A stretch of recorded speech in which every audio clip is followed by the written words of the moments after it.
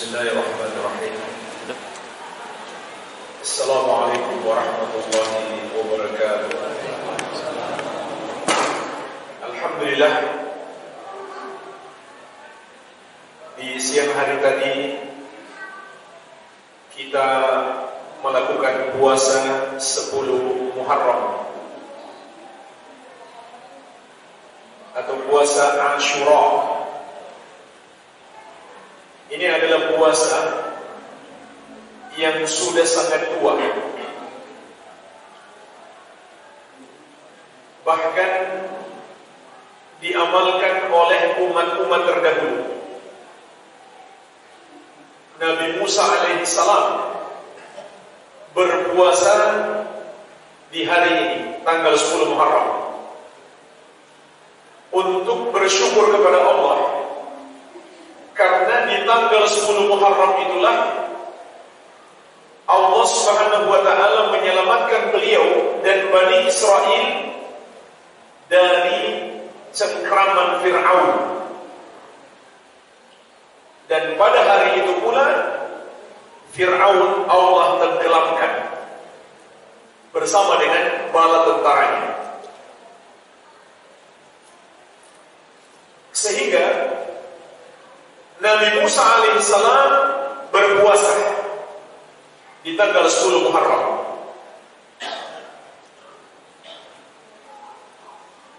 Dan Nabi Muhammad SAW juga melakukan puasa ini. Bahkan jemaah sekalian, puasa 10 Muharram ini dulunya wajib. Sebelum ada kewajiban puasa Ramadan. Puasa Ramadan baru datang belakangan di kota Madinah. Sebelum diwajibkan puasa Ramadan, kaum muslimin diwajibkan berpuasa tanggal 10 Muharram.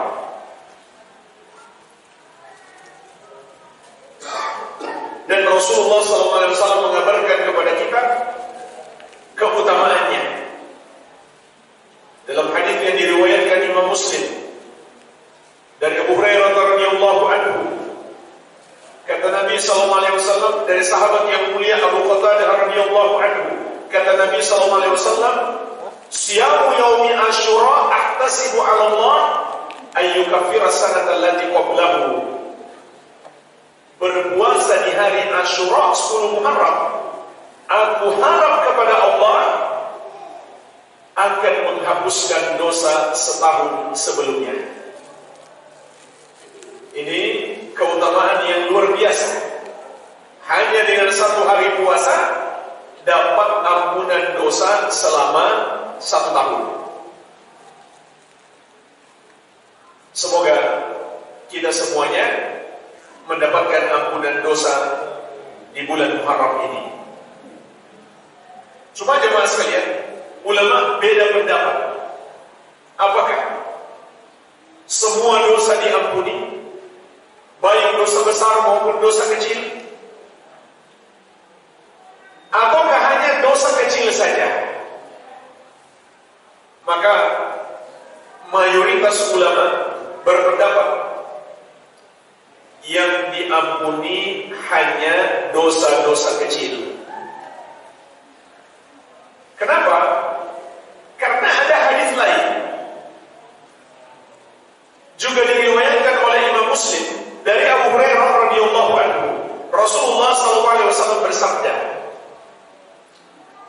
"As-shalawatul khams," salat yang 5 waktu, "wal jum'ah ila jum'ah," dan salat Jumat sampai Jumat berikutnya, "wa Ramadan ila Ramadan," dan puasa Ramadan sampai Ramadan berikutnya, "mukaffiratun lima bainahunna," adalah amalan-amalan penghapus dosa yang terjadi di antara waktu-waktu tersebut. Idza jutunibatil kabair, dengan syarat apabila dosa-dosa besar dijauhi.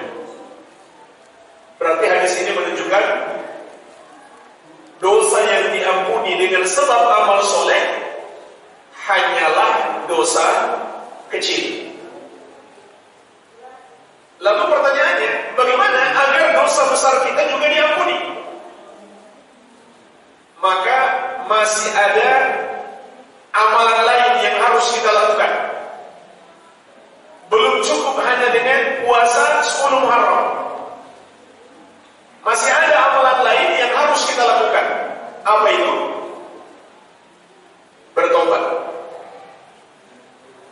syaratnya.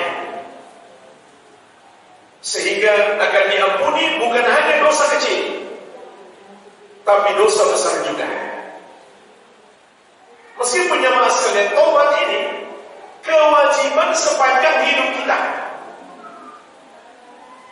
Akan tetapi di bulan mulia, di waktu-waktu mulia seperti bulan Al-Muharram, menjadi lebih wajib lagi. Dan Allah menyuruh kita bertobat dengan panggilan keimanan. Dalam Al-Quran Allah Subhanahu wa taala berfirman, "Tubu ilallahi jami'an ayyuhal mu'minun la'allakum tuflihun." Bertobatlah kalian semuanya, wahai orang-orang yang beriman, agar kalian beruntung. Artinya, meskipun alhamdulillah kita termasuk orang beriman, karena kita beragama Islam, karena kita menyembah hanya kepada Allah, karena kita beriman kepada Nabi Muhammad SAW, juga beriman kepada semua rukun iman yang 6. Tapi kita hanyalah manusia biasa yang sangat mungkin terjerumus dosa, bahkan sering berbuat dosa. Oleh karenanya, perintah bertobat Allah tunjukkan kepada seluruh orang yang beriman. Ini kewajiban sepanjang hidup kita. Namun di waktu-waktu mulia, bertobat itu lebih wajib. Jadi kalau kita tambah dengan bertobat kepada Allah Subhanahu wa taala, maka semoga dosa-dosa besar kita juga diampuni. Pertanyaannya jemaah sekalian, gimana caranya bertobat? Bertobat itu caranya adalah dengan memenuhi syarat-syarat tobat. Kalau kita sudah memenuhi syarat-syarat tobat, berarti kita sudah bertobat. Apa saja syarat tobat itu? Syarat yang pertama, kita lakukan ikhlas karena Allah. Niat kita semata untuk mencari balasan dari Allah.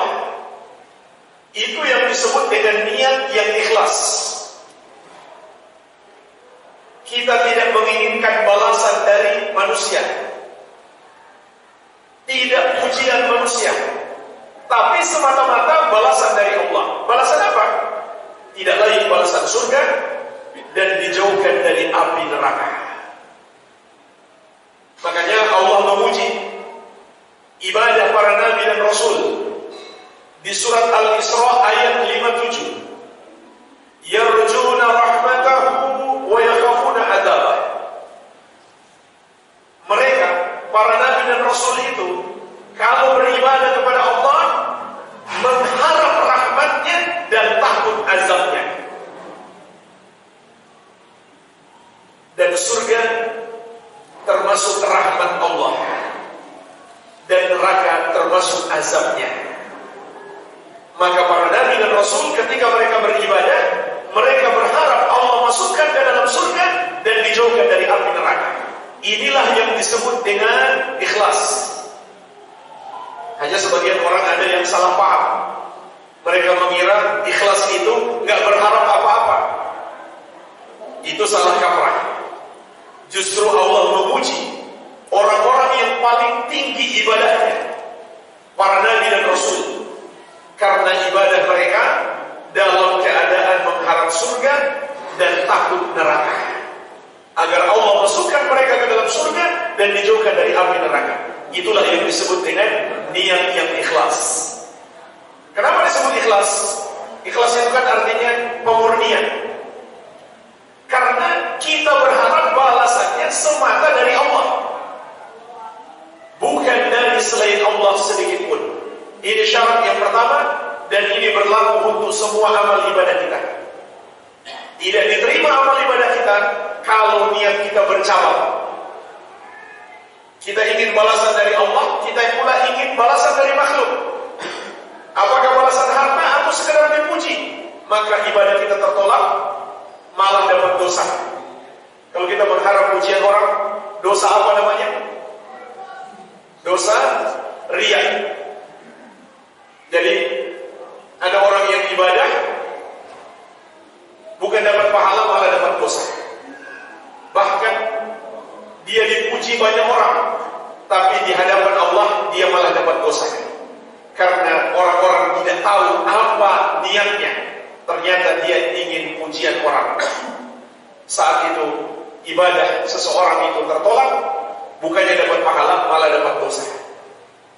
Oleh karenanya jemaah sekalian, hendaklah kita selalu meluruskan niat kita. Karena ini tidak mudah. Niat yang ikhlas itu mudah diucapkan, tapi dalam mengamalkannya tidak mudah. Kecuali orang yang Allah berikan pertolongan. Ini syarat bertobat yang pertama. Syarat yang kedua, menyesali dosa itu. Dan inilah intisari taubat. Sebagaimana sabda Nabi sallallahu alaihi wasallam, "An-nadamu taubatun." Penyesalan itulah taubat. Tapi ada sebagian orang ketika berbuat dosa malah kebalikannya. Dia bukan menyesal, dia bangga dengan dosanya. Masih cerita-cerita lagi ke orang lain. Padahal Allah tutupi aibnya, namun dia sendiri yang cerita-cerita ke orang lain. Maka tidak boleh jemaah sekalian kita menceritakan aib-aib kita sendiri. Harusnya kita menyesal. Kalau perlu kita menangis atas dosa-dosa kita. Rasulullah SAW pernah bersabda, "Wabki ala khati'ati," tangisilah dosa-dosamu. Lebih baik kita menangis sekarang sebelum kita menangis di alam kubur karena mendapatkan azab kubur atau di hari kebangkitan kelak. Ini yang kedua. Yang ketiga, syarat tobat yang ketiga adalah tidak lagi melakukan dosa ini. Kalau ada orang yang katanya bertobat tapi masih lanjut melakukan dosa itu, berarti tobatnya palsu, tidak memenuhi syarat. Yang keempat, agar tobat kita memenuhi syarat, kita harus punya tekad. Tidak akan mengulangi dosa itu di masa yang akan datang. Jadi jemaah sekalian, 4 syarat ini semuanya amalan hati. Semuanya amalan hati. Pertama, ikhlas. Yang kedua, menyesal. Yang ketiga, tidak lagi melakukannya. Harus diniatkan. Kenapa tidak lagi melakukannya? Karena Allah. Karena kita tahu Allah melarangnya. Karena ada juga orang yang tidak berbuat dosa cuma karena belum kepikiran atau belum sempat waktu. Maka orang seperti ini berarti dia belum taubat itu. Dia biasa minum khamar, tapi sudah lama nggak minum khamar. Kenapa? Waktunya belum sempat.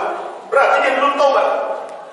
Jadi kita nggak berbuat dosa harus diniatkan karena Allah, dan kita akan dapat pahala. Kemudian yang keempat, kita bertekad tidak akan mengulangi dosa tersebut di masa yang akan datang. Kalau di hati seseorang masih tersimpan keinginan untuk melakukan dosa yang sama di masa yang akan datang, tobatnya tidak memenuhi syarat. Syarat yang kelima, masih ada waktu bertobat. Kalau sudah habis waktunya baru mau tobat, tidak diterima lagi tobatnya. Kapan habis waktunya? Ketika kematian telah datang, malaikat maut sudah datang menjemput, atau matahari sudah terbit dari arah barat. Allah Subhanahu wa taala berfirman, "Wa laysat at-taubatu lil ladzina ya'maluna sayyi'at hatta idza hadara ahaduhumul maut qala inni tubtu al-an." Tidaklah taubat itu akan diterima dari orang-orang yang melakukan perbuatan buruk sampai kematian telah mendatangi salah seorang dari mereka, barulah dia berkata, "Saya taubat sekarang." Sudah terlambat. Oleh karenanya jemaah sekalian, jangan menunda-nunda taubat. Karena kita semua tidak tahu kapan kematian mendatangi kita. Dan kematian bisa saja datang secara tiba-tiba.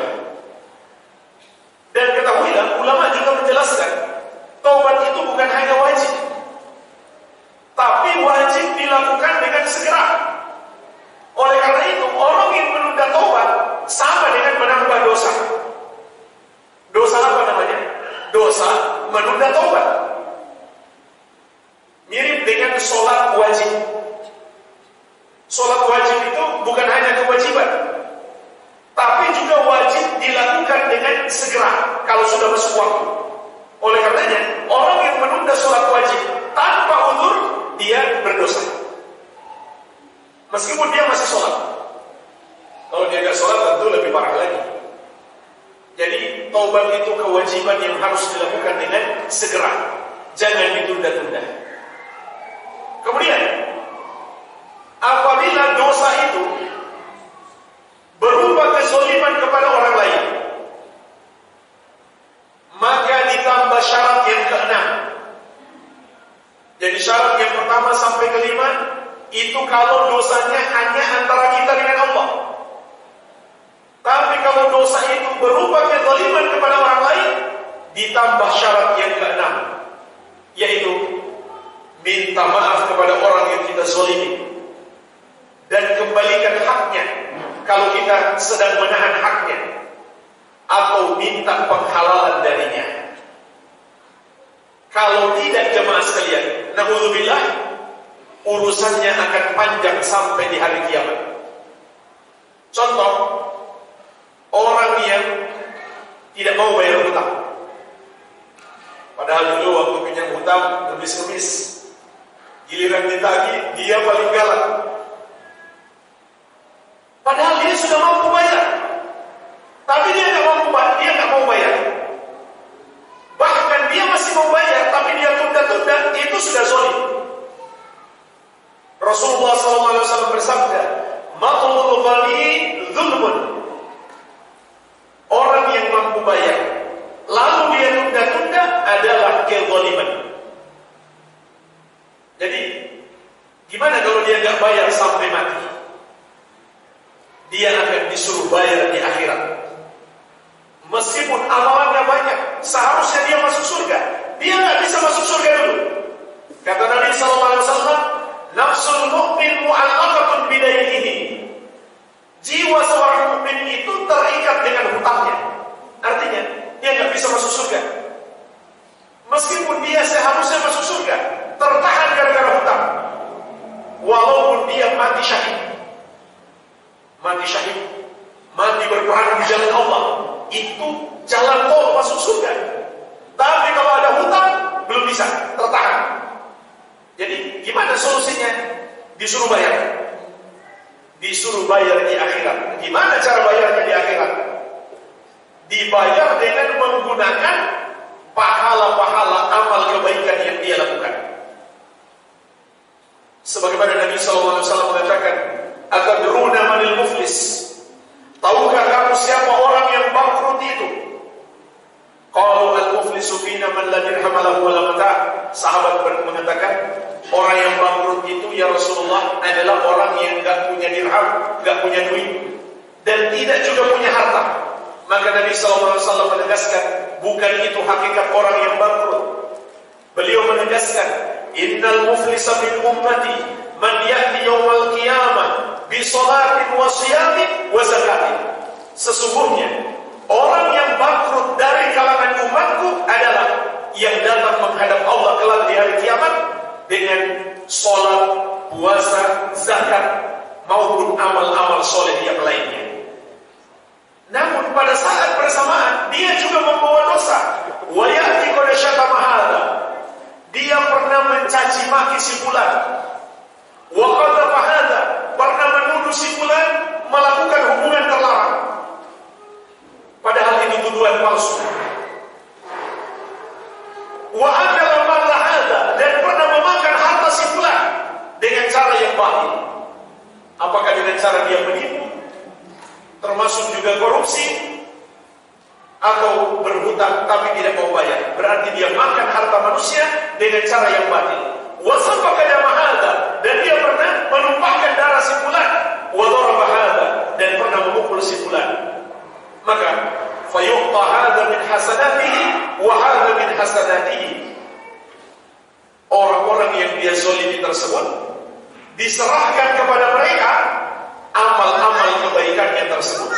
Sholatnya diberikan kepada mereka, zakatnya diberikan kepada mereka, maupun ibadah-ibadah yang lain. Fa in faniyat hasanatuhu qabla an yuqdama alaihi. Namun apabila kebaikannya habis sebelum kezalimannya terbayar, hutangnya misalkan terlampau banyak, amal solehnya nggak cukup untuk bayar hutang, maka apa yang terjadi? Ukhidat min khatayahu faturihat alaihi thumma turiha finnar. Dosa-dosa orang yang dia zalimi ini diambil, kemudian ditimpakan kepadanya, lalu dia dilempar ke neraka. Itulah jemaah sekalian, orang yang bangkrut padahal dulu di dunia rajin ibadah, gara-gara suka zalim kepada orang. Oleh karenanya, agar Allah memberikan ampunan kepada kita, kita harus minta maaf kepada orang yang kita zalimi, supaya urusannya tidak berlanjut di akhirat. Tapi jemaah sekalian, sebaliknya, bagi orang yang dizalimi, lebih afdal kalau dia memaafkan, supaya sama-sama selamat. Itu lebih afdal. Boleh-boleh saja kalau dia berharap, semoga orang yang zalim kepada saya, pahalanya ditransfer kepada saya, atau dosa saya ditimpakan kepada dia. Boleh-boleh saja. Tapi ada yang lebih afdal, dia memaafkan. Apa yang akan kita dapatkan kalau kita memaafkan? Ampunan Allah Subhanahu wa ta'ala kepada kita. Sebab jemaah sekalian, kalau kita dapat transfer pahala, belum tentu dosa kita diampuni. Dan mungkin orang yang menuntut kita juga nyantri, gara-gara kita pernah zalim kepada mereka. Jemaah sekalian, zalim kepada orang itu bentuknya banyak. Termasuk yang banyak dipandang remeh oleh orang adalah ghibah, berbicara tentang aib orang. Cuma jemaah sekalian, kalau dosanya ghibah, di sini ulama merinci untuk bertobat. Kalau orangnya tahu kita gibahi, kita minta maaf. Kalau dia tidak tahu, kita tidak perlu minta maaf, tapi kita ganti dengan memohonkan ampun untuk dia. Kenapa? Karena kalau dia nggak tahu, kemudian kita cerita kita pernah gibahi dia, bisa jadi mudarat lebih besar. Dia mungkin marah besar, tidak terima. Itu kan mudarat menjadi lebih besar. Jadi kalau dia nggak tahu kita gibahi dia, maka kita tobat kepada Allah, kemudian kita mohonkan ampunan untuknya.